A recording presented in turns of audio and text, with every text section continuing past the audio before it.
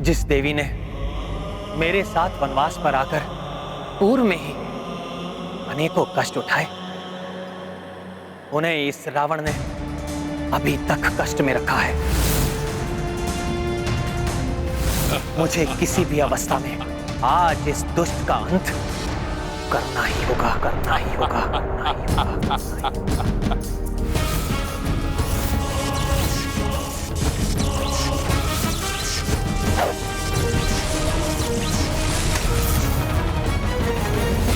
धर्म का है शूर, एक धर्मी और क्रूर, दोनों वीर देखो युद्ध में डटे, दोनों वीर देखो युद्ध में डटे। झूमते मलंग से, उमंग से, तरंग से, भीगे ना तनिक न पीछे को हटे, भीगे ना तनिक न पीछे को हटे। देव भी, त्रिदेव भी और सारी सृष्टि भी साक्षियों के रूप में नियुक्त है। धर्म का धर्म से, सत्य का असत्य से, नीति का अनीति से ये युद्ध है, नीति का अनीति से ये युद्ध है। क्या सोचते हो तुम वनवासी? अपने इन बाणों से लंकेश रावण को भयभीत कर लोगे? नहीं! इतना शक्तिहीन नहीं है रावण। ओह, तो भेष बदलकर छल से एक असहाय स्त्री का हरण करने वाले धूर्त राक्षस रावण स्वयं को शक्तिहीन नहीं अपितु शौर्यवान समझता है। यदि हां, तो ये मात्र तुम्हारी भूल है निर्लज्ज, और आज तुम्हें तुम्हारी सभी भूलों का दंड अवश्य मिलेगा।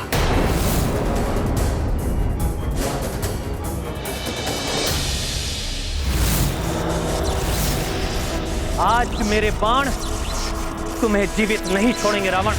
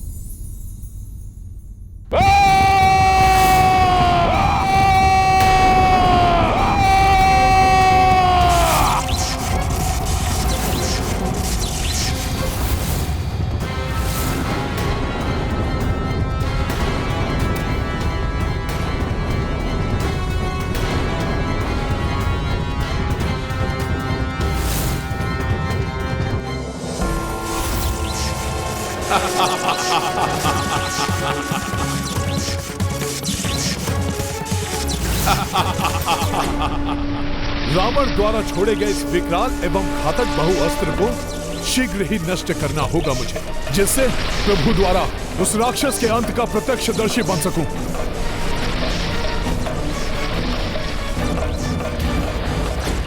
हे प्रभु धन्वंतरी जी, राम काज पूर्ण करने में मेरी सहायता कीजिए। अपने इस महाविकराल अस्त्र को निरस्त कीजिए प्रभु।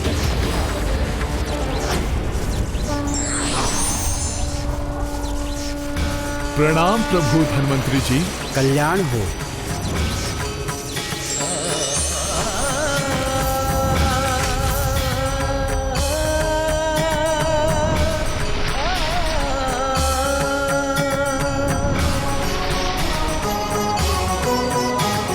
आप मेरी एक ही गुहार पर मेरी सहायता करने आ गए, उसके लिए आपको अनेकों धन्यवाद धन्वंतरी जी।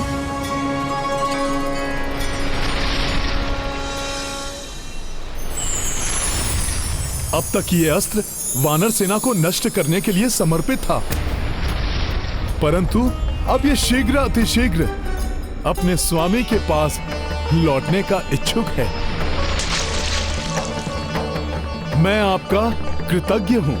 आपने राम काज पूर्ण करने में मेरी सहायता की। मुझे मेरा अस्त्र लौटाने के लिए, उस अयोग्य अधर्मी रावण के प्रभाव से उसे मुक्त कराने के लिए धन्यवाद तो मुझे कहना चाहिए हनुमान। मैं तुम्हें आशीष देता हूँ। शीघ्र रावण की सुरक्षा करने वाली सभी शक्तियों का नाश करोगे तुम। धन्वंतरी जी किन शक्तियों का उल्लेख कर रहे थे? कौन सी शक्ति है जो अभी भी रावण की रक्षा कर रही है?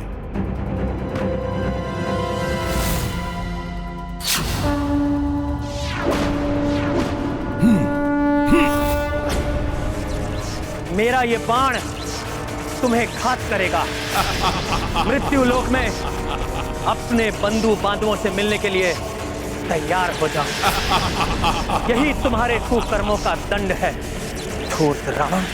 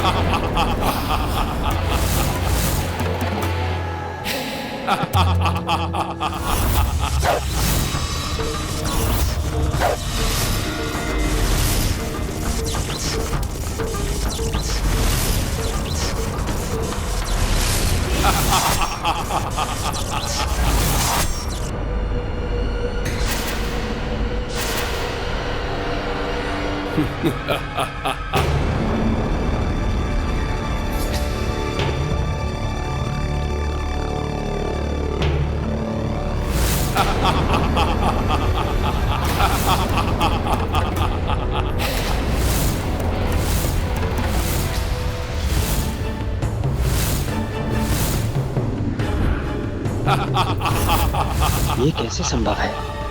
रावण का शीश कट जाने के पश्चात भी पुनः उसकी देह पर उसका मस्तक कैसे प्रकट हो रहा है?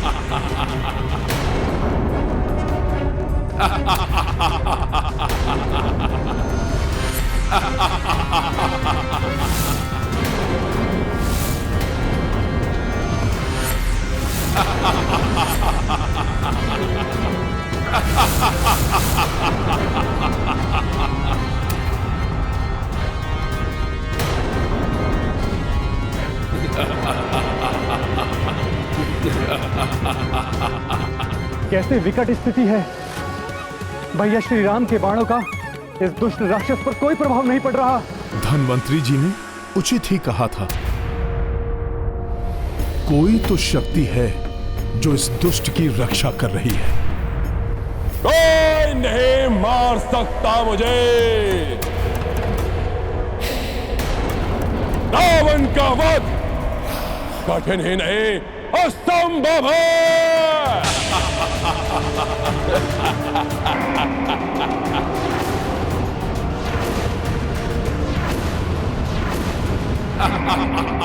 जो भी शक्ति रावण की रक्षा कर रही है उसे भी नष्ट करूंगा मैं।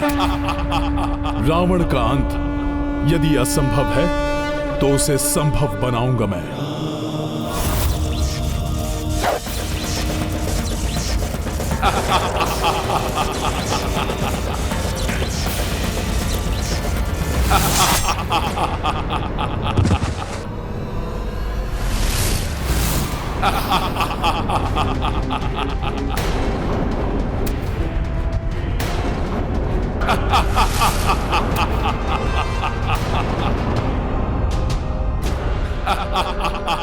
प्रभु के बाण इस प्रकार व्यर्थ हों और ये दुष्ट इस प्रकार अपने अट्टहास से उनका उपहास करे,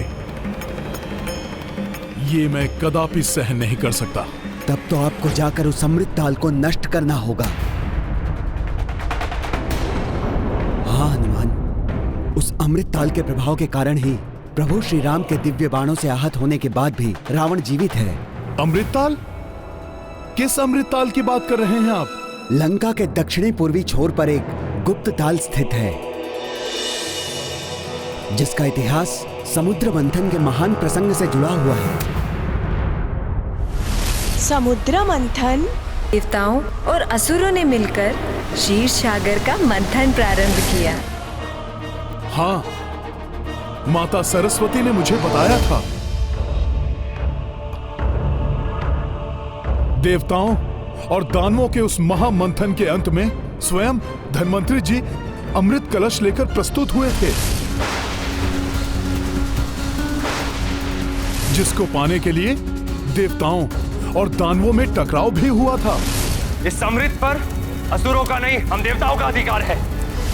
और उसी समय जब देवताओं ने उन लालची राक्षसों से उस अमृत कलश को पुनः प्राप्त कर लिया, तो देवराज इंद्र ने उसे जयंत को चंद्रमा पर सुरक्षित रखने के लिए दे दिया। जयंत तुरंत ही उस अमृत कलश को अपने पंजों में दबाकर चंद्रमा की ओर बढ़ चले और निरंतर 12 दिनों तक सूर्यदेव, चंद्रदेव और शनिदेव की शरण में उड़ान भरते रहे। इसी बीच उस अमृत कलश से कुछ बूंदें छलक कर नीचे गिर पड़ी और वो बूंदें लंका में एक ताल में जाकर गिरी, जो ताल पूर्णतः निर्जन स्थल पर स्थित था। उन बूंदों के गिरते ही वो ताल भव्य और मनोहर ताल में परिवर्तित हो गया और उसका पानी जीवन देने वाले अमृत के समान हो गया। और अवश्य ये बात शीघ्र रावण तक भी पहुंच गई होगी। रावण को यह ज्ञात होते ही उसने किसी का उसके समीप जाना ही निषिद्ध कर दिया और स्वयं नित्य उस ताल में स्नान करने लगा।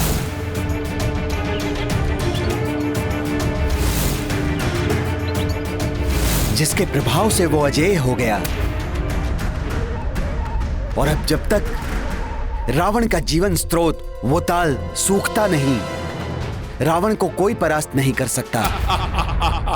फिर तो अब उस ताल के सूखने का समय आ गया है। परंतु आपको सतर्कता पूर्वक कार्य करना होगा हनुमान। वहां पर कड़ी सुरक्षा व्यवस्था होगी। धन्यवाद सुषेण जी, मुझे अवगत कराने के लिए। रावण की रक्षा करने वाले उस अमृत ताल को ये श्री राम भक्त अब अधिक समय के लिए रक्षित नहीं रहने देगा, भले ही वहां कितनी भी भयंकर सुरक्षा क्यों न हो।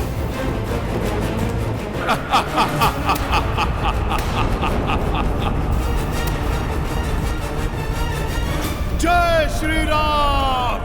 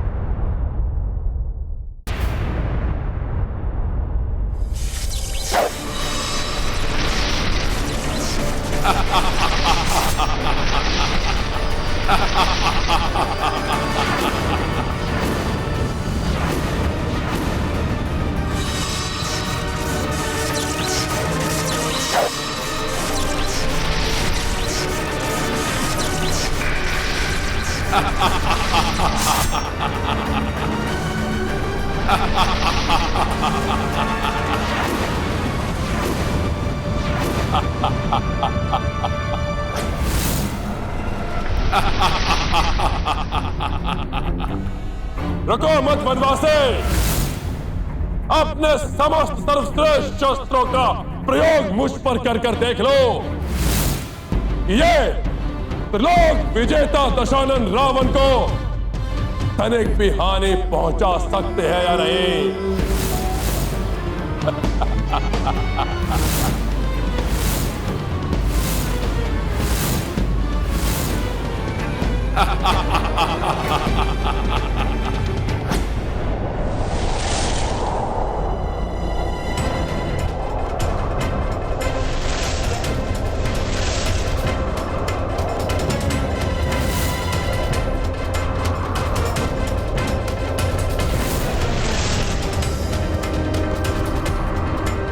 यहाँ के वृक्षों की व्यवस्था पूर्णतः भिन्न है। हो न हो अमृताल यहीं कहीं स्थित है।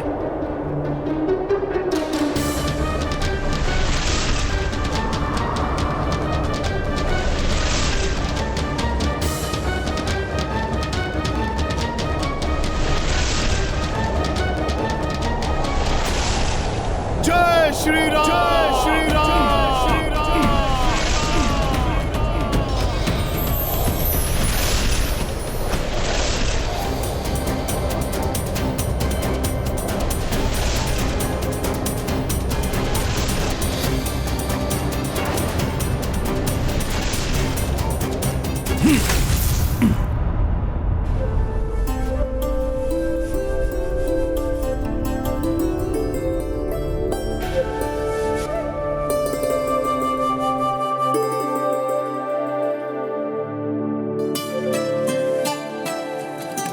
अनुपम सौंदर्य है इस ताल का।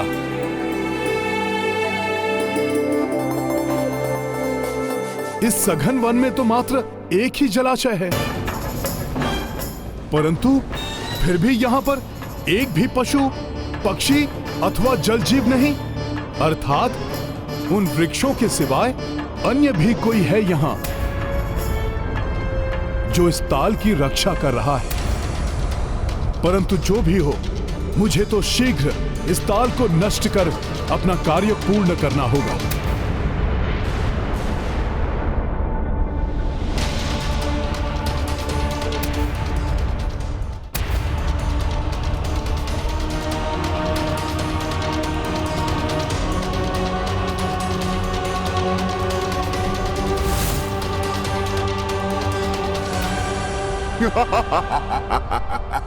जो करता यहाँ प्रवेश वो नहीं रहता शेष।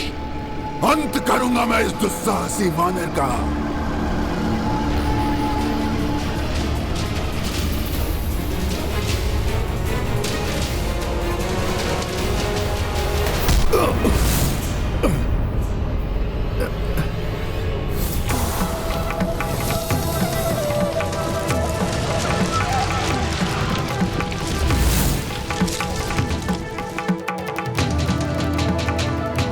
यहाँ आने की मूर्खता करने वाले वानर, अब तुम जीवित लौटने की आशा त्याग दो।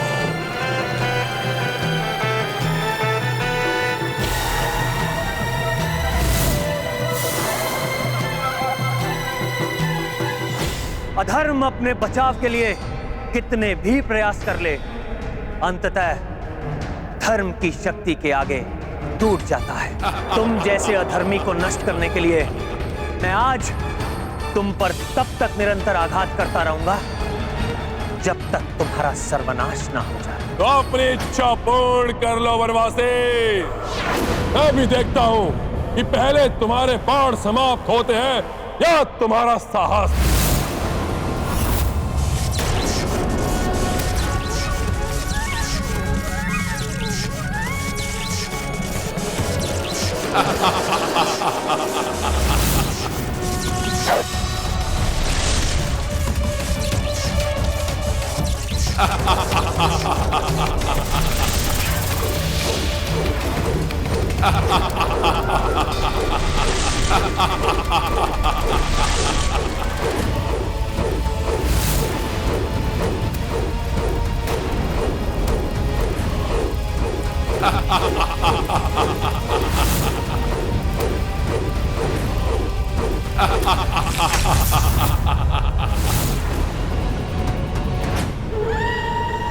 अब तुम ना तो यहाँ आने का अपना प्रयोजन सिद्ध कर सकोगे और ना ही यहाँ से लौट सकोगे।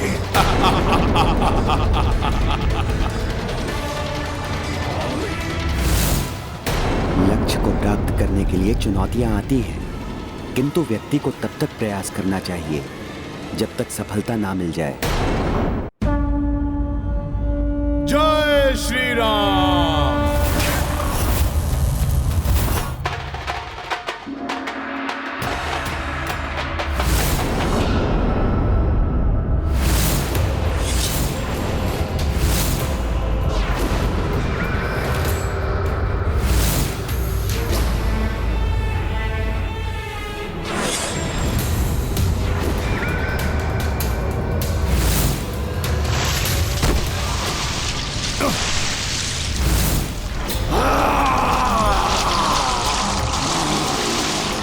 ये अदृश्य शक्ति पुनः मुझ पर वार करने वाली है। अभी इसका उपाय करता हूं।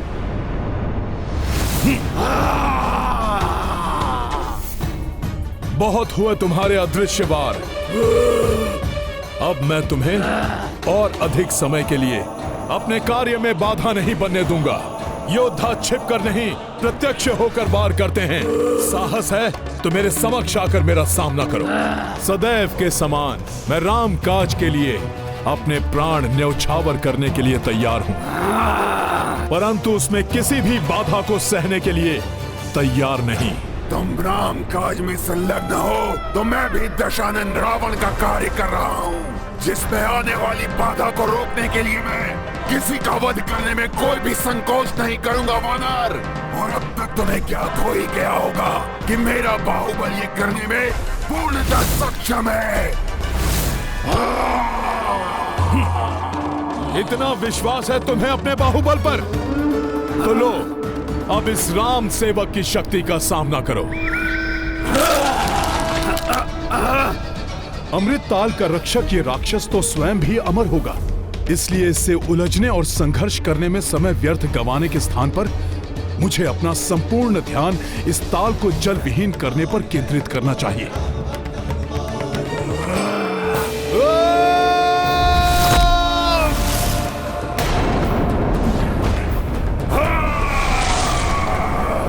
संभवतः इस राक्षस का तो अंत हो गया। अब मुझे शीघ्र इस ताल को जल विहीन कर देना चाहिए।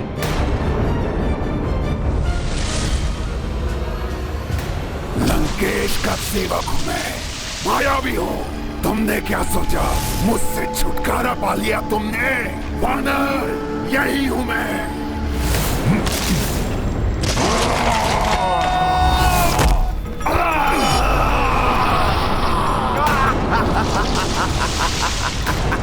मूर्ख वानर, क्या लगा तुम्हारी वानर बुद्धि को मेरा अंत हो गया? इस प्रकार तो ये मुझे मेरा कार्य नहीं करने देगा।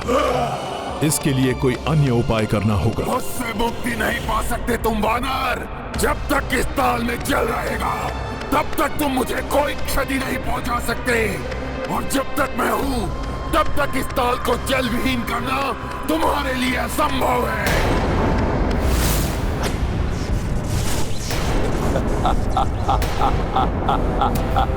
मुझे क्षति पहुंचाना तुम्हारे लिए संभव नहीं है वनवासी। अब देखो कि कैसे मेरी मायावी बाधा तुम्हारे साथ तुम्हारी संपूर्ण वानर सेना को समाप्त करती है।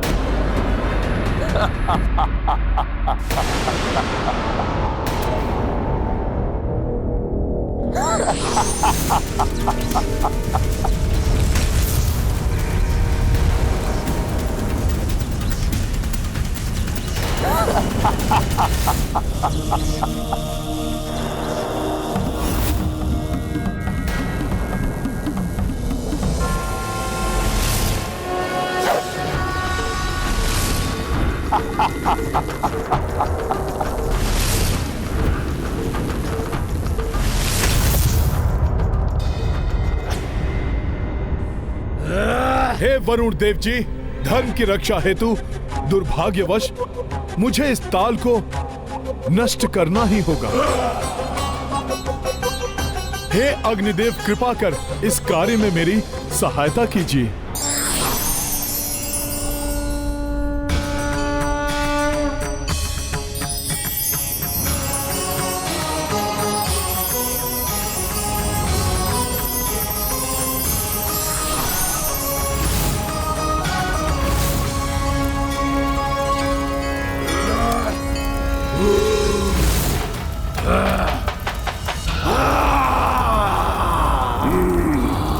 ऐसा प्रतीत हो रहा है जैसे अग्नि स्वयं इसके शरीर पर आरूढ़ है, परंतु इसकी अग्नि को नष्ट करने की शक्ति है मुझ में।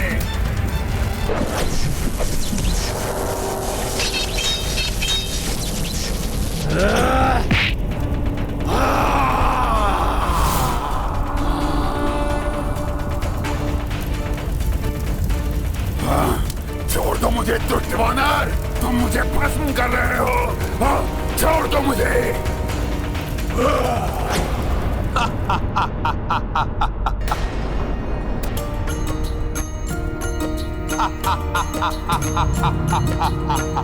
उतरे रावण रघुराई, इत बजरंगी ताल सुखाई, किंचित बूंद भी शेष न राखा। जय जय राम सेवक हनुमाना। सिया राम जय हनुमान। राम सिया राम जय हनुमान। अब मेरे प्रभु के बाण व्यर्थ नहीं जाएंगे। जय श्री राम।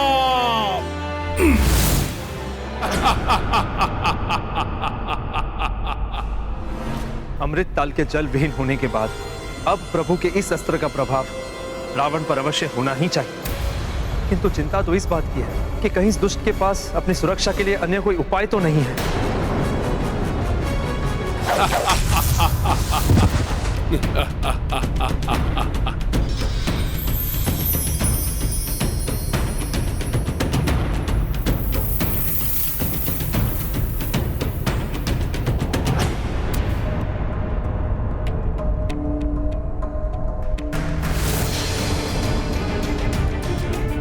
ये कैसे संभव है?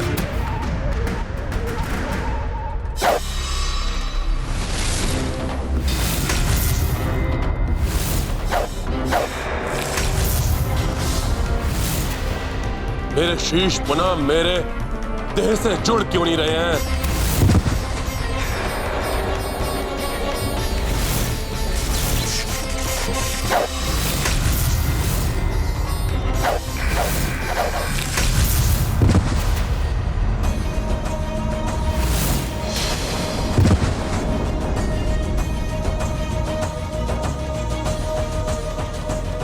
प्रतीत होता है कि रावण की मायावी शक्तियां चूक गई हैं। अब उसका अंत समीप है।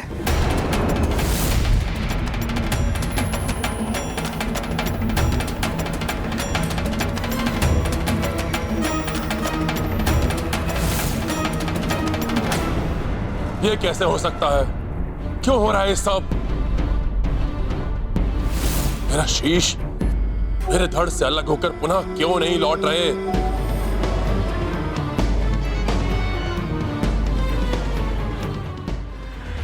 प्रतीत होता है इस वानर को अमृत ताल के बारे में ज्ञात हो गया है। अवश्य ही इसके द्वारा अमृत ताल वाष्पित कर लुप्त कर दिया गया है। प्रभु, अंत कर दीजिए इस दुष्ट का।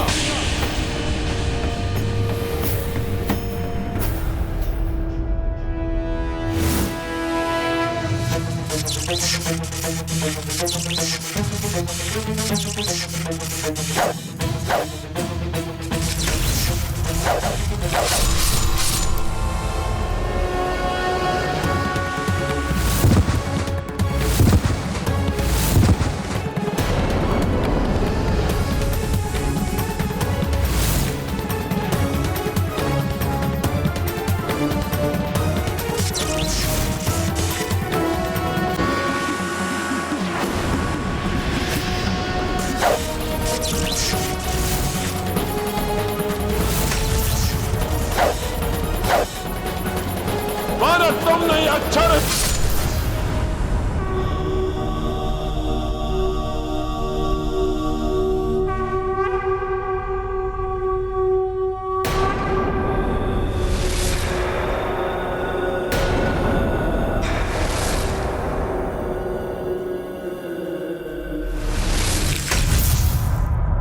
जय श्री राम। प्रभु श्री राम की, प्रभु श्री राम की, प्रभु श्री राम की, प्रभु श्री राम की।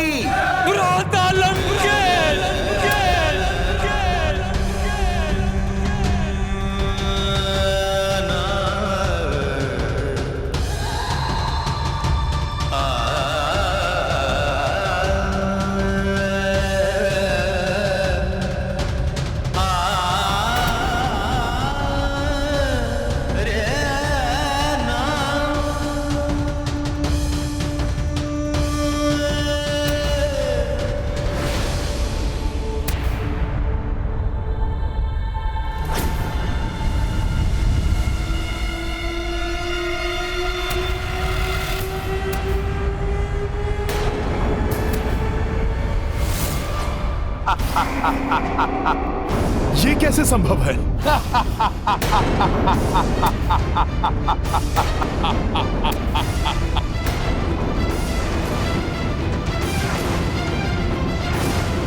वनवासी, कहीं तुम्हारा ये भ्रम तो नहीं था इतनी सहजता के साथ तुम इस लंकेश रावण का वध कर लोगे? अब तो टूट गया ना तुम्हारा ये भ्रम। मैंने तो पहले ही कहा था कि रावण का वध करना कठिन ही नहीं, असंभव है। विभीषण जी, आप ही बताइए, ये कैसे संभव है?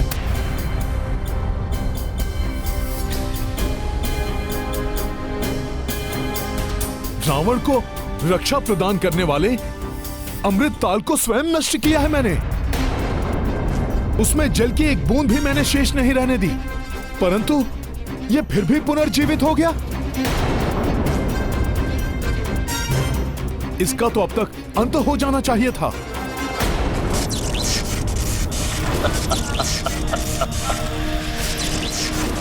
ओहो, तो तुम अब भी प्रयास करना चाहते हो?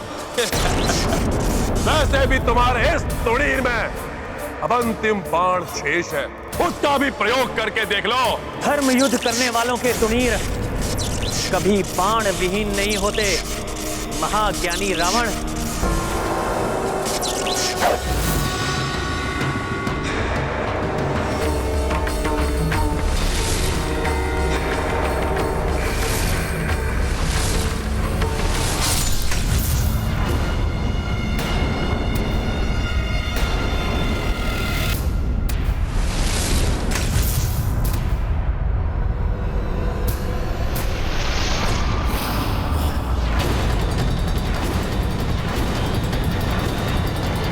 यदि तुम्हारे पास असंख्य बाण हो तब भी तुम इस लंकेश रावण का वध नहीं कर सकते, क्योंकि जिस बाण से मेरा लंकेश रावण का वध संभव है तो तुम्हारे इस तुड़ीर में है ही नहीं।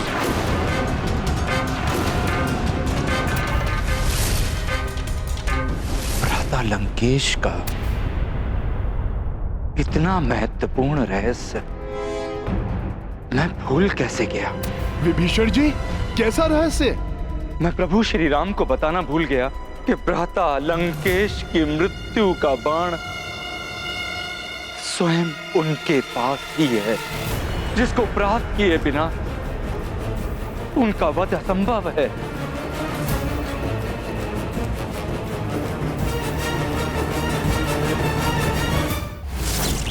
रुको मत वनवासी, चेष्टा करते रहो। रावण का मृत्यु बाण, वो उसे कैसे प्राप्त हुआ और मुझे कहां मिलेगा वो बाण?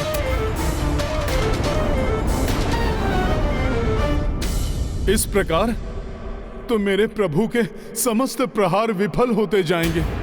यदि मृत्यु बाण के बिना रावण की मृत्यु नहीं हो सकती तो संसार के किसी भी कोने में छुपा कर रखा गया हो मृत्यु बाण को, मैं उसे ढूंढकर अवश्य लाऊंगा। बताइए, कहां है वो मृत्यु बाण? मृत्यु बाण वो बाण है जिसे भ्राता रावण ने स्वयं यमराज से छीनकर अपने अधिकार में ले लिया था। यमराज से मृत्यु बाण छीन लिया लंकेश ने? हाँ, ब्रह्मदेव, महादेव एवं देवी से वरदान पाकर भ्राता लंकेश अत्यंत शक्तिशाली हो गए, किंतु फिर भी उनके मन में अपनी मृत्यु को लेकर संदेह बना रहा। अपने इस भय को मिटाने के लिए वो मृत्यु के देवता यमराज पर चढ़ाई करने के लिए स्वयं यमलोक जा पहुंचे। उस रात्रि भ्राता लंकेश की उग्रता अपने चरम पर थी। भ्राता इतने प्रचंड थे कि यमलोक के जो भी सैनिक उनका मार्ग रोकने के लिए आए, उन्होंने एकाकी क्षण भर में उन सब का विध्वंस कर डाला। रोको कोई दुष्ट को। हर मार्ग की समस्त बाधाओं को समाप्त करते हुए जब भ्राता लंकेश यमलोक में प्रवेश कर गए तो स्वयं यमराज उनका सामना करने के लिए उनके समक्ष आ गए।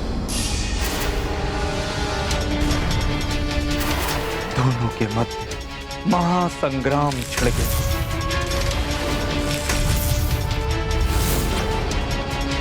सृष्टिकर्ता ब्रह्मदेव एवं देवाधिदेव महादेव के वरदानों के कारण भ्राता रावण यमराज से अधिक शक्तिशाली सिद्ध होने लगे।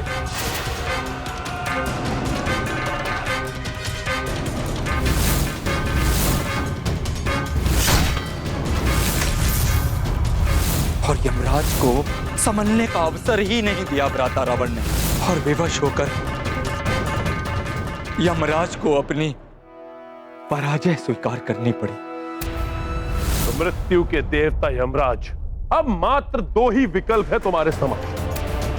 या तो मेरी मृत्यु का बाण मुझे सौंप दो, या स्वयं मृत्यु के लिए प्रस्तुत हो जाओ। यमराज के समक्ष पराजय को स्वीकार करने के अतिरिक्त और कोई विकल्प बचा ही नहीं था। यमराज के समक्ष पराजय को स्वीकार करने के अतिरिक्त और कोई विकल्प बचा ही नहीं था। अतः विवश होके उन्हें भ्राता लंकेश के मृत्यु बाण का आवाहन करना पड़ा।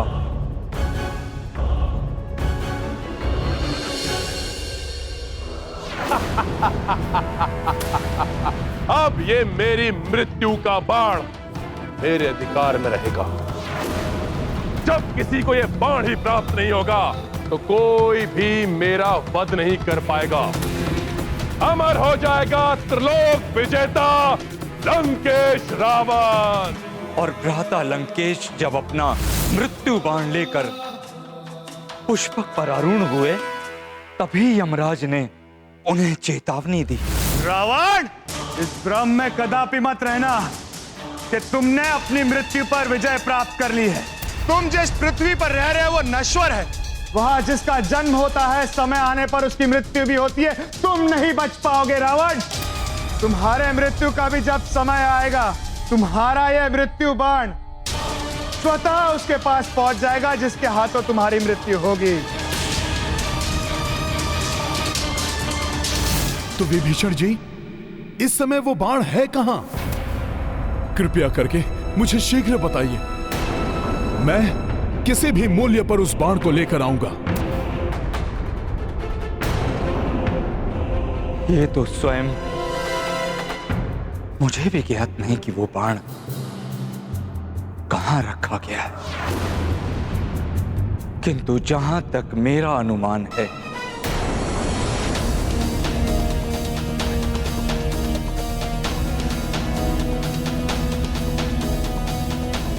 ये मैं क्या कर रहा हूं? स्वयं अपने ही भ्राता की मृत्यु का कारण बनने जा, किंतु धर्म के मार्ग पर चलने के लिए मुझे यह बलिदान देना होगा। भाभी मंदोदरी को इसके विषय में अवश्य ज्ञान होगा। महारानी मंदोदरी? किंतु स्मरण रहे हनुमान, भाभी पतिव्रता स्त्री है, इसलिए उनसे मृत्यु बाण के विषय में पूछना निरर्थक ही होगा। कोई भी पत्नी ऐसा कार्य नहीं करेगी जो उसके पति के लिए अहितकर हो। यही नारी धर्म है। किंतु रावण का मृत्यु बाण प्राप्त करने के लिए मैं उसके महल में जाऊंगा, भले ही इसके लिए मुझे कुछ भी करना पड़े। वैसे भी एक समय मैंने महारानी मंदोदरी से एक वचन लिया था जो उन्हें पूरा करना है। यदि आवश्यकता पड़ी तो मैं उस वचन का आश्रय भी लूंगा। प्रणाम विभीषण जी।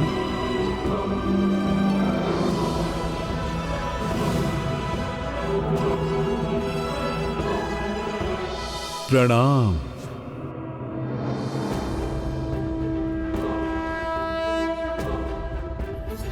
जय श्री राम। धर्म की रक्षा के लिए जो भी कार्य आवश्यक हो, व्यक्ति को वो अवश्य करना चाहिए। रावण का वध करना तुम्हारे बस में नहीं है वनवासी।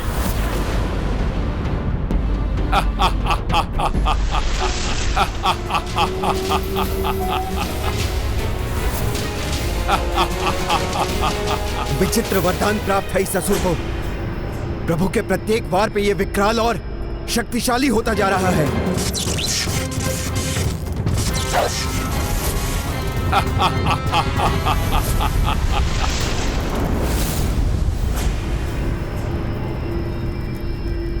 स्वामी लंकेश की शक्ति बढ़ने के साथ साथ मेरे हृदय का कंपन भी बढ़ रहा है। न जाने क्या होने वाला है आज। पति कितना भी अधर्मी क्यों न हो, किंतु पत्नी सदैव पति के हित के लिए ही तत्पर रहती है। महारानी मंदोदरी भी लंकेश का मृत्यु बाण कभी नहीं देंगी। उस बाण को युक्ति से प्राप्त करना होगा।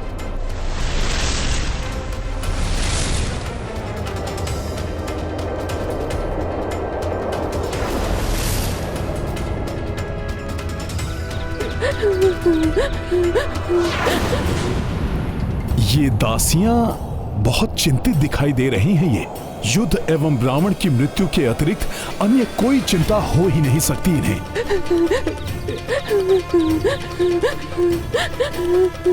कदाचित इनके वार्तालाप से ही उस मृत्यु बाण तक पहुंचने का कोई सूत्र प्राप्त हो जाए।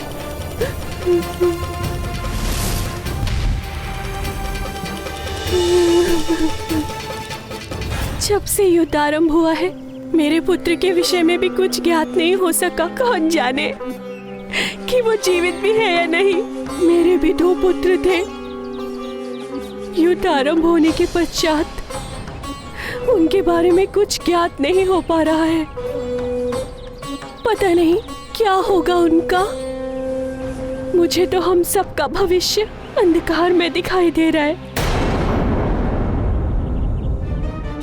सब भविष्य के लिए चिंतित हैं। तो विभीषण जी, इस समय वो मृत्यु बाण है कहाँ? भाभी मंदोदरी को इसके विषय में अवश्य ज्ञान होगा। रावण का मृत्यु बाण प्राप्त करने के लिए मैं उसके महल में जाऊंगा, भले ही इसके लिए मुझे कुछ भी करना पड़े। प्रभु श्री राम के काज के लिए मुझे स्वांग रचना पड़ेगा।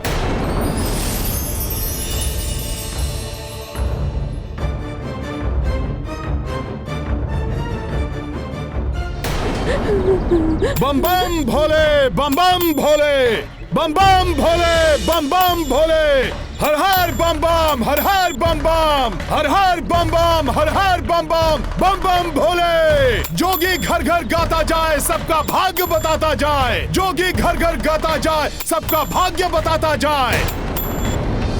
बम बम भोले, बम बम भोले। अरे देखो, कोई जोगी आ रहा है। बम बम भोले, बम बम भोले। हाँ, बड़े ही पहुंचे हुए जोगी लग रहे हैं ये। भूत भविष्य को देखे जोगी, जोगी से कुछ छुप ना पाए। आगे क्या है होने वाला, ये सब जोगी ही बतलाए। जोगी बाबा, क्या आप हम सबका भविष्य बता सकते हैं? अवश्य देवी। शनि की टेढ़ी दृष्टि हो या मंगल का कोई क्रीड़ा, या राहु केतु ने भाग्य में किया हो कोई झमेला, कल क्या है होने वाला, भाग्य कहाँ ले जाए, ये सब जोगी ही बतलाए। बम बम भोले, बम बम भोले। परंतु हम आपका विश्वास कैसे कर लें? क्या आप जो बताएंगे सत्य ही होगा? हर हर बम बम, हर हर बम बम। भाग्य का लेखा मिट ना पाए, पर हर ज्वर का होता उपाय। आ जाएंगे वो जिनकी प्रतीक्षा में आप व्याकुल हैं। शीघ्र ही युद्ध समाप्त होगा, लंका पुनः फलेगी फूलेगी। हर हर बम बम, हर हर बम बम। आपके दोनों पुत्र लौट आएंगे, बड़े होकर लंकेश की सेवा करेंगे। और आपका पुत्र भी लुप्त है ना? हाँ। आ जाएगा वो भी। वो महाज्ञानी बनेगा देवी, सबका मार्गदर्शन करेगा। परंतु उससे लाभ क्या? जिस तरह लंका के सभी योद्धाओं का अंत हुआ, उनका भी अंत हो जाएगा। मुझे ज्ञात है देवी, इस भीषण युद्ध में आपको अपने परिजनों को खोना पड़ा है, किंतु जो होना था हो गया। जो बीत गई सो बात गई, जो होना है वो भी होगा। फिर आएगी प्रातः नई, फिर से होगी सुख की वर्षा। हर मन फिर खिल जाएगा, फिर पतझड़ का होगा अंत, एक नव वसंत फिर आएगा। बम बम भोले, बम बम भोले। लंका में परिवर्तन होगा, बदलेंगे लंकेश भी। भाग्य उदय होगा लंका का, बदलेगा परिवेश भी। भाग्य ने कैसे खेल रचाए, कोई इसको समझ ना पाए, किंतु कल क्या होने वाला, ये बस जोगी ही बतलाए। बम बम भोले, बम बम भोले। हर हर बम बम, हर हर बम बम। महारानी जी, महारानी जी, हस्तक्षेप के लिए क्षमा चाहूंगी महारानी जी। वो बाहर एक तेजस्वी जोशी आए हैं, श्रेष्ठ भविष्यवक्ता है वो। यदि आप कहे तो उन्हें लंका के राज मंदिर में लेकर आओ। जो आज्ञा आपकी।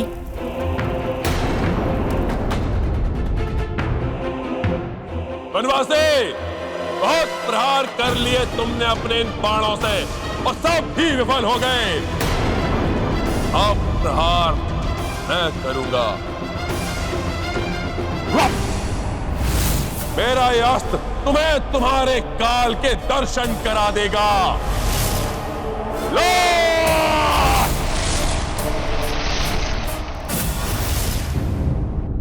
बम बम भोले, बम बम भोले, बम बम भोले। अब मुझे किसी प्रकार देवी मंदोदरी को बातों में उलझाकर मृत्यु बाण कहां रखा है ये ज्ञात करना होगा। बम बम भोले, बम बम भोले, बम बम भोले, बम बम भोले, बम बम भोले, बम बम भोले, बम बम भोले।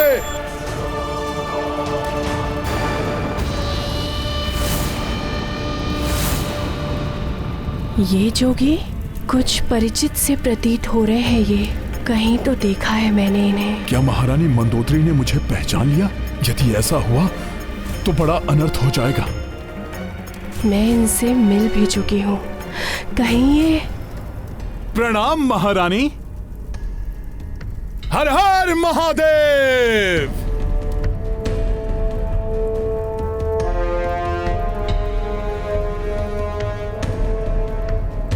महारानी जी, अवश्य ही आप और आपके पतिदेव बड़े ही शिव भक्त हैं। सत्य है ना? मैंने आपको पहले भी कहीं देखा है। आपको स्मरण है कुछ?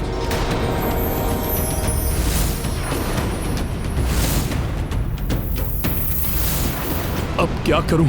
मिथ्या संभाषण में कर नहीं सकता और सत्य कहा तो अनर्थ हो जाएगा।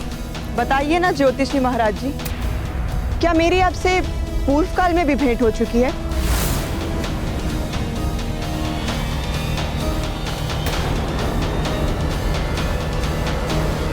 महारानी जी, हर जोगी की यही कहानी। रमता जोगी बहता पानी। हिम क्षेत्र से लंका तक जोगी घट घट भ्रमण करे। किससे कहां भेंट हो जाए, कब किसको स्मरण रहे। आप भाग्य बांचते फिरते हैं, तो बताइए आपके अनुसार लंका के भाग्य में क्या होने वाला है? पूछना है लंका का भाग्य या लंकेश की चिंता सताए। जोगी बताए मन की बात, जोगी से कुछ छिप ना पाए। अतुलित युद्धवीर लंकेश महाभट है, महाबलवान, महाभक्त हैं महादेव के, वेद शास्त्र के हैं विद्वान।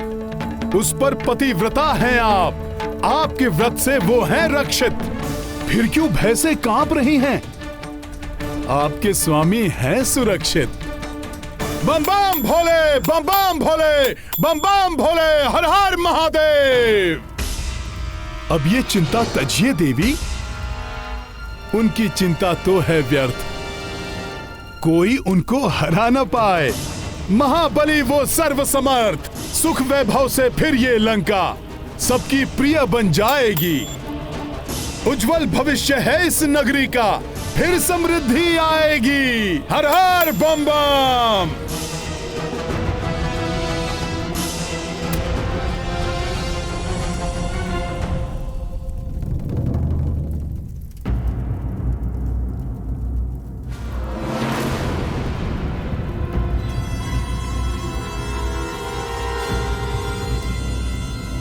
किंतु यहां तो नहीं, किंतु ये कैसे हो सकता है? क्या हुआ ज्योतिषी जी, कोई समस्या है क्या? हाँ देवी, एक तुच्छ सी आपदा है जो स्वयं लंकेश के आसपास डोल रही है। ये आपदा किसी देवता की ओर से या फिर कोई यक्ष बनेगा इसका कारण। मैं कुछ समझ नहीं पा रहा हूं। कहीं ये किसी नर की ओर से तो नहीं। हाँ, अपितु जहां तक मेरा अनुमान है, ये आपदा किसी वानर की ओर से आ सकती है।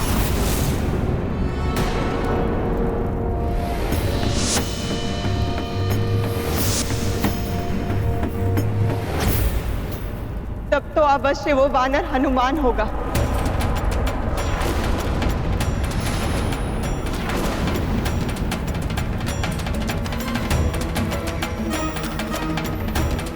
हाँ, बस उस वानर से सतर्क रहना होगा। वही संकट उत्पन्न कर सकता है लंकेश के लिए। किंतु हनुमान कैसा संकट उत्पन्न कर सकता है, देखकर बताइए ना।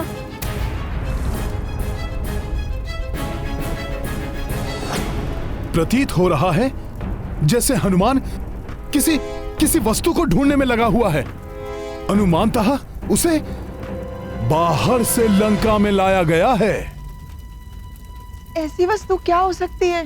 सोची देवी, कोई ऐसी वस्तु जिसे छुपाकर किसी गुप्त स्थान पर रखा गया हो, जो किसी के हाथ लग जाए तो लंकेश संकट में पड़ सकते हैं। मेरा ग्रंथ किसी अस्त्र की ओर इंगित कर रहा है। कोई बाण है क्या?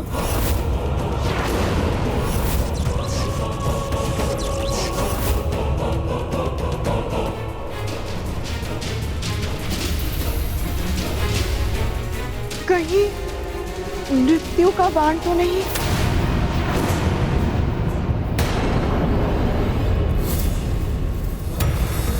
हाँ, वही होगा। अवश्य ही हनुमान मृत्यु के बाण को खोजने में लगा हुआ है।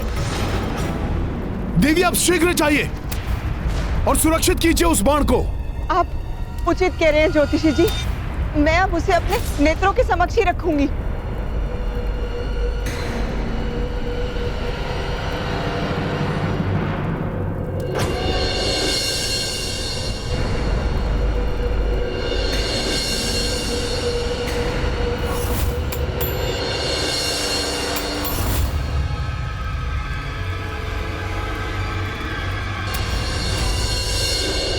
इतना तेज महादेव के जैसी आभा, ये कोई साधारण ज्योतिषी नहीं है।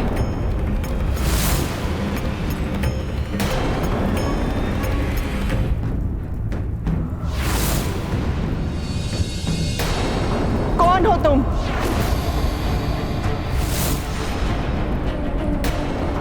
मुझे विश्वास है कि तुम ज्योतिषी का छद्म वेश धारण करके मेरे समक्ष आए हो। यदि अब तुम अपनी भलाई चाहते हो तो अपने वास्तविक रूप को धारण कर लो।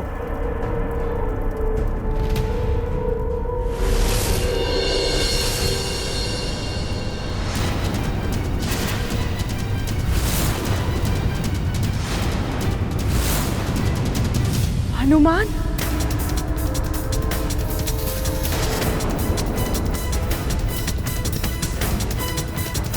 छद्म रूप धारण करने के लिए मैं क्षमा प्रार्थी हूं देवी, किंतु इस धर्म और अधर्म के युद्ध का अंत करने के लिए, लंका नगरी से पाप का साम्राज्य समाप्त करने के लिए आपके समान ही पतिव्रता स्त्री माता सीता की अस्मिता की रक्षा करके उन्हें अपने पति को लौटाने के लिए मुझे ये स्वांग रचना पड़ा।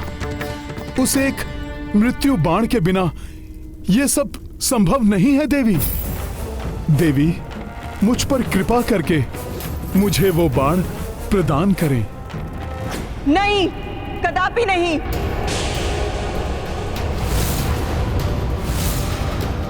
किंतु देवी, बस, इससे पूर्व कि मैं अपना संयम खो दूं, चले जाओ यहां से।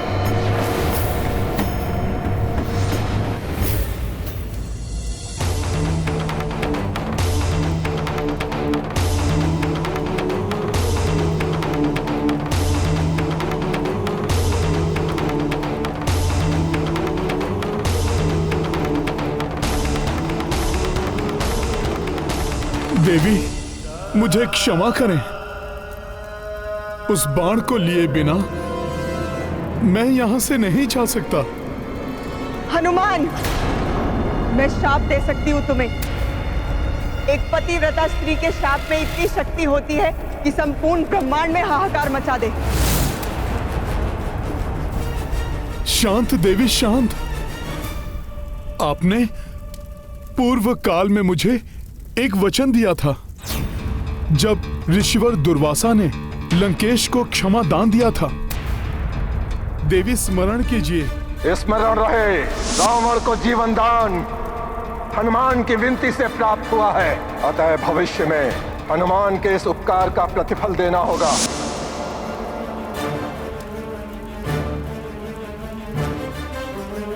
देवी, उसी वचन की पूर्ति के रूप में आप मुझे वो मृत्यु बाण प्रदान कीजिए।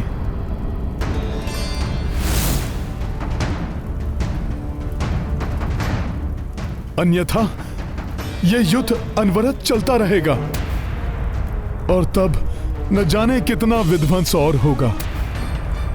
कदाचित यह संपूर्ण लंका ही एक पतिव्रता स्त्री की मर्यादा की रक्षा करते हुए प्रभु के कोप की भेंट चढ़ जाए। एक स्त्री से उसके पति की मृत्यु का साधन मांग रहे हो तुम हनुमान? कोई पतिव्रता स्त्री ऐसा कैसे कर सकती है? देवी, तो क्या आप अपना दिया हुआ वचन भंग कर देंगी? देवी, अपने सत्य व्रत का पालन कीजिए। मेरे लिए मेरे सत्यव्रत धर्म से बड़ा मेरा पतिव्रत धर्म है। मेरा पतिव्रत धर्म है। पतिव्रत धर्म है। पतिव्रत धर्म है। इसे निभाते हुए भले ही मेरा सत्यव्रत टूटे या कोई और वचन भंग हो, मंदोदरी ऐसा कदापि नहीं करेगी। क्षमा देवी, प्रभु श्री राम के कार्य के प्रति पूर्णतया समर्पित मैं अधिक उत्साह में आकर यह भुला बैठा था कि मैं एक पतिव्रता स्त्री से उसके पति की मृत्यु का साधन मांग रहा हूं। मैं समझ सकती हूँ हनुमान, अपने आराध्य के प्रति तुम्हारी अगाध निष्ठा के कारण ऐसा हुआ। आप धन्य हैं। माता सीता की भांति आप भी पतिव्रत धर्म की साक्षात प्रतिमूर्ति हैं। देवी, आपका सत्यव्रत धर्म आपके पतिव्रत धर्म के कारण टूट ना जाए, इसलिए मैं आपको वचन से मुक्त करता हूं।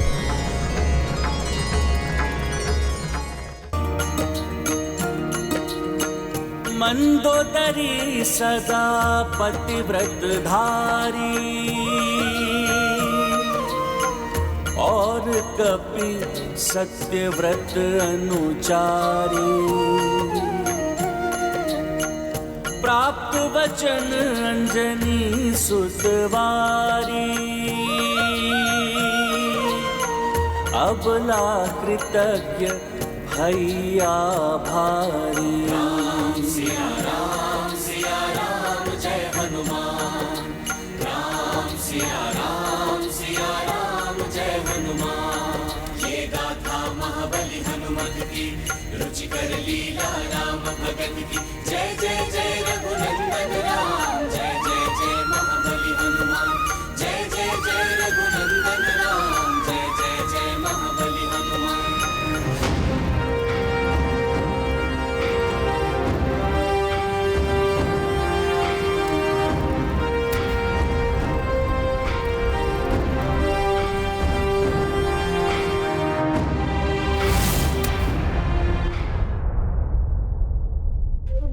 बिना मृत्यु बाण के तो रावण का अंत असंभव है।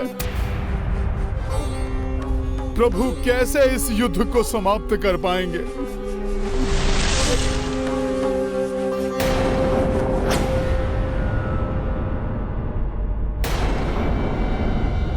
कोई मेरा पीछा कर रहा है क्या? कोई दिखाई नहीं दे रहा है। कौन है जो अदृश्य होकर मेरा पीछा करने का दुस्साहस कर रहा है? बार बार पीछे मुड़कर मत देखो। मैं इस समय मृत्यु काल रूप में हूँ। इस रूप के दर्शन मनुष्य को मात्र उनके अंतिम समय में ही दिखाई देते हैं। इस रूप के दर्शन का अर्थ है मृत्यु के मुख में चले जाना। अच्छा, आप यमराज जी हैं, मृत्यु के देवता? हाँ हनुमान, मैं यमराज ही हूं। जब यमराज जी स्वयं यहाँ पर हैं, तो अब मुझे रावण की मृत्यु बाण प्राप्त करने से कोई रोक नहीं सकता।